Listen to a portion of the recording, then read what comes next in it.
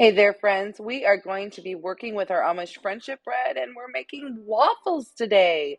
First thing I want to do is go ahead and plug in my waffle maker so that it can start warming up. And then I've got all my ingredients gathered here. We're going to need a cup of flour. Add that in.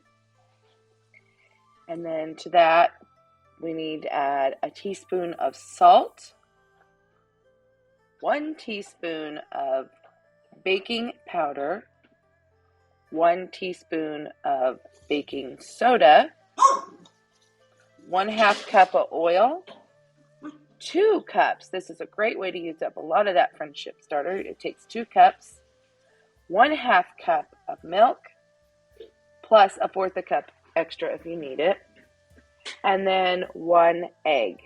Farm fresh is best. And now I just want to kind of tidy up my kitchen just a little bit so that we can have a nice clean space to start making our waffles. Make sure you spray your waffle iron really well. And then I don't remember, I think I did like maybe up to a minute on each side. And here we go. What's it going to be like? Let's check it out. I'm excited to see what this batter is going to do. You can see it's really steaming. It's hot, but oh no, this was not good. Not good at all. Took me forever. Had to unplug it to try to take all this out. This was an epic fail. I was super disappointed in this, but I didn't give up because I thought, well, sometimes that first waffle does this. So I am going to rethink this. I'm going to get a little cornstarch and put in the batter. I had read that somewhere that can be helpful. So I mixed that in there, cleaned my mess up again, got my waffle iron to warming, and then once it was warm, we spray it down with oil again, and let's see if maybe this time we have a little bit better luck. I'm making sure to spread it out. So I tried to play around a little bit with the timer. I couldn't get that thing to work. This is not my original waffle maker. I loved my first Belgian waffle maker. It was the best, but it's kind of been finicky, this one. So I kept thinking maybe it was the waffle maker. But as you see, no. I just don't know that this Amish friendship starter waffle mix is a good one for my family. I don't know. Let me know in the comments below if this is something that you have tried before and if you've had success or fail with it. I would love to know so we could learn from each other. I don't want to give up on this because you can see we've been taste testing it and it actually has good flavor. It just, I don't know. I mean, it looks ugly, but, I guess a lot of times you cut them into bite-sized pieces anyway. So we decided to go ahead and eat it this morning and enjoy it because the flavor's there. So after the failure of the waffles, I thought I would bring you a video of something I tried new that I thought was a great success for our family.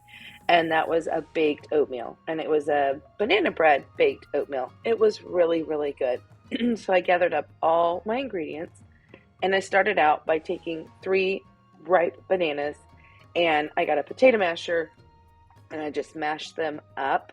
And you'll see later, I hang on to this masher so I don't have to have more dishes, and we will later use it to, mix the rest of the batter together. But I'm doing this 3 Rivers Pantry Challenge, and so I didn't have a lot of fresh fruit left, and I had those 3 bananas and thought, what will I do with them other than banana bread? We've already done banana bread. So I found this oatmeal bake, and we never had one before, and I thought, ooh, I'm going to give this a try. But I cannot seem to find the recipe, so I'm going to try to share with you what I did. Here we have, I've added some brown sugar, and we've got farm fresh eggs.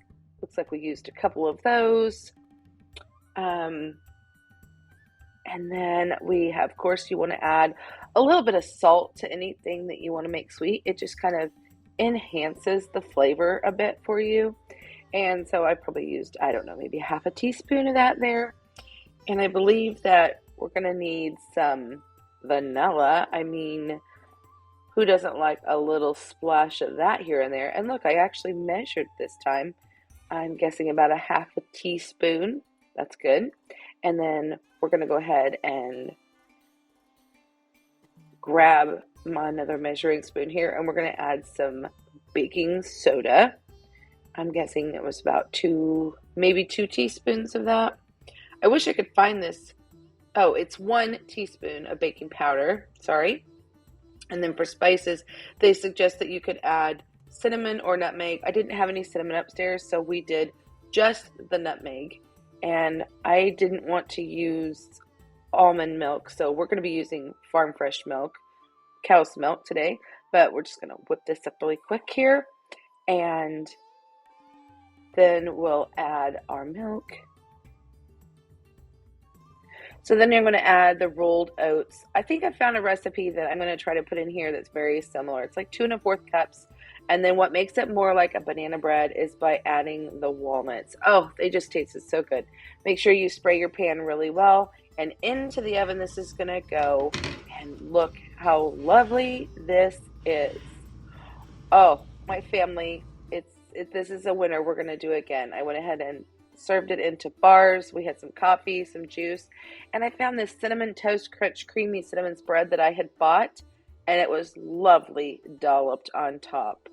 Guys, I hope that you enjoyed this video, and I will see you next time.